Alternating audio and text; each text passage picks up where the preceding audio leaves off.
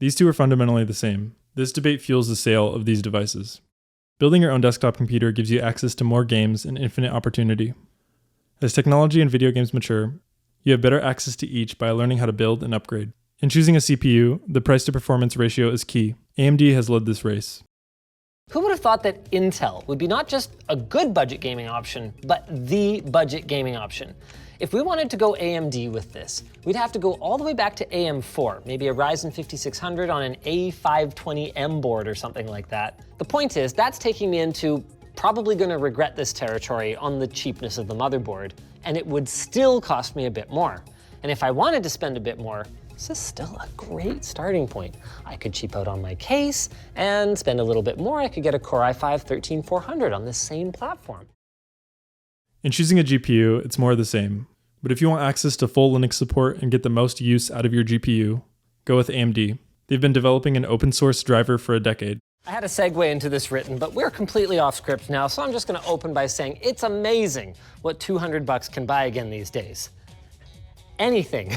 The ASRock Challenger D Radeon RX 6600 has 8 gigs of VRAM, a core clock of 1626 megahertz, and a dual fan cooler. That's not bad considering that our only real criteria was, how much money do we have left? Okay, I'll take that one. At $200, you're pretty much looking at the GTX 1660 or the RX 6600. Between those two, the 6600 is much newer and way more powerful. See you later, NVIDIA. Not bad though, right? No, it's fine.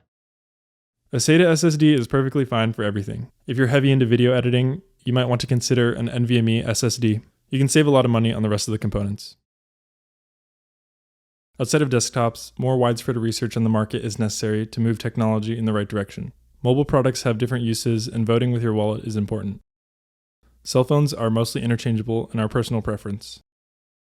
I personally gravitate towards Apple because of the engineering that goes into their products. This doesn't necessarily mean that they don't come with their own set of problems. This level of consumer hardware is difficult to engineer and leads to more technical edge cases. As a generally unorganized person, I rely on my iPad to materialize my thoughts. But iPadOS limits your applications to the App Store. I couldn't afford both an iPad and a laptop in college, requiring me to interact with programs strictly on my desktop computer. Any of these devices tend to be relatively expensive. Determining which ones integrate into your specific workflow is difficult. When I first learned that using the scroll wheel influenced many different aspects of the game, I was quickly able to configure and overlay a process to start when I pressed an input, count and display how many times I performed something else, and then reset the count upon release of the initial key. Installing the necessary packages takes minutes and allows you to focus on what you're trying to accomplish. Things of this nature can take hours to configure on Windows. This is discouraging. Your idea to simplify, automate, or visualize information is why you're working so hard to configure Windows to bend to your needs in the first place.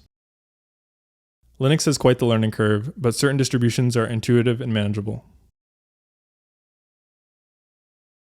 Learning how to play a video game is somewhere around 10 to 1,000 times more difficult. Google is a great resource for questions, and what helps me keep peace of mind is to use separate boot drives for each operating system, with a third drive or the cloud for personal data. Having the safety net of switching back to Windows, formatting the drive, and then reinstalling makes navigation relatively stress-free. While you shouldn't approach a problem in this way, finding a fix can be frustrating, but part of the process is failure and knowing what went wrong.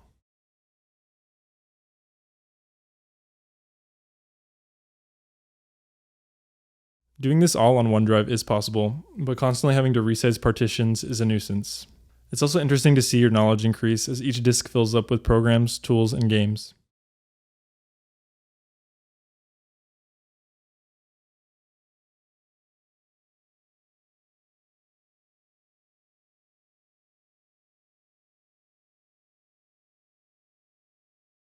A certain operating system is not necessarily better than another, as a wide range are used for different applications. If you slowly build up exposure to Linux alongside Windows and dive into the rabbit hole, you'll naturally gravitate towards Linux for general productivity purposes.